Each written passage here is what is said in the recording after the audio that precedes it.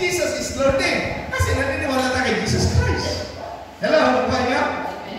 Ako, hindi dapat magtalo-talo ang mga magkakapatid. Dapat nagkakasundo na lang. Amen? Wala dapat magtalunan yan. Kaya, the sacred home of the Most High. Ang city of God, banal na tahanan ng kataas-taas ng Diyos. Kaya wala pa ang langit at lupa. Nandiyan pa ba kayo? Wala pa ang langit at lupa. Ang Diyos ay nakatira sa city of God. Amen? At alam niyo ba, pag tayo nawala sa mundo ito, uuwi tayo sa bayan ng Diyos. Ano yun? Sa langit na bayan. Amen? Ano sabi ng verse 5?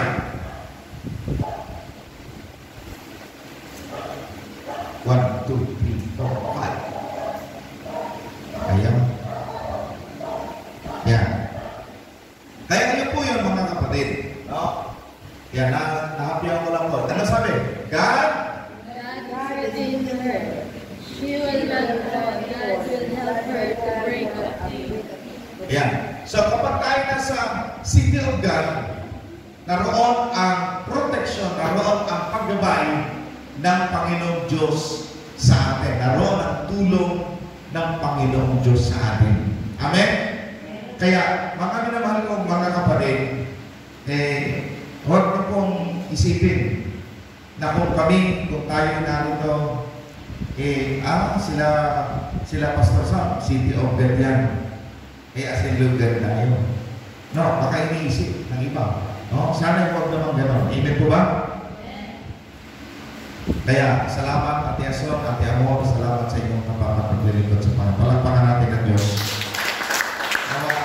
I-encourage natin ang ating mga kapatid na sila po ay makasama natin maglingkod sa Diyos. Kasi kita mo niyo naman ang mga kapatid natin sa San Agustin, kahit sila'y pagod na. Amen? Pero narito pa rin sila alang-alang sa Diyos at alang-alang sa bawat isa sa atin.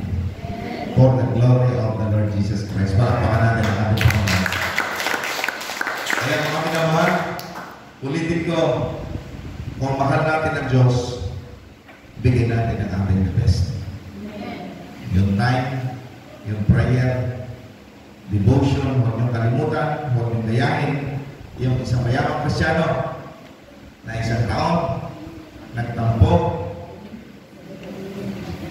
ninakaw ng kutsara ng tinidor, nandun lang pala nakapalot ng bisyo sa loob ng Bible, sinubok ng pastor kung talaga nagpabasa ng Bible ito, mga Kristiyano ito. Nawa, tayo ay huwag masubukan ng Panginoon.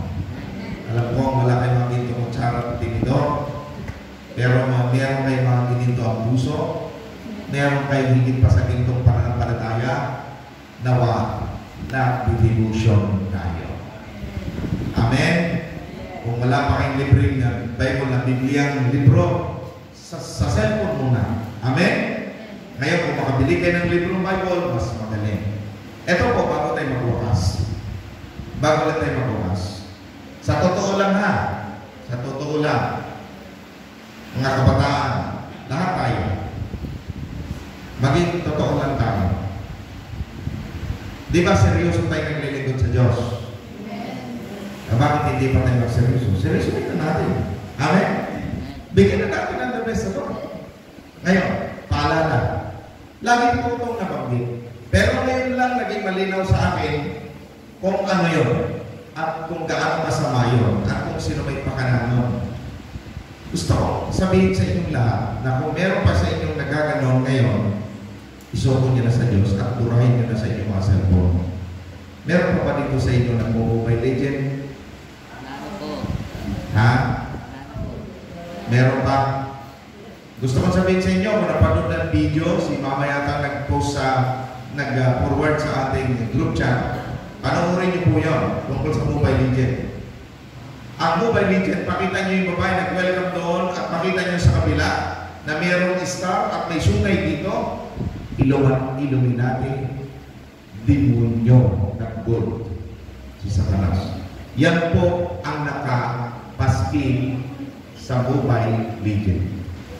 Kaya gusto ko sabihin sa inyo, ang Mobile Legend, game ng mga demonyo at diablo.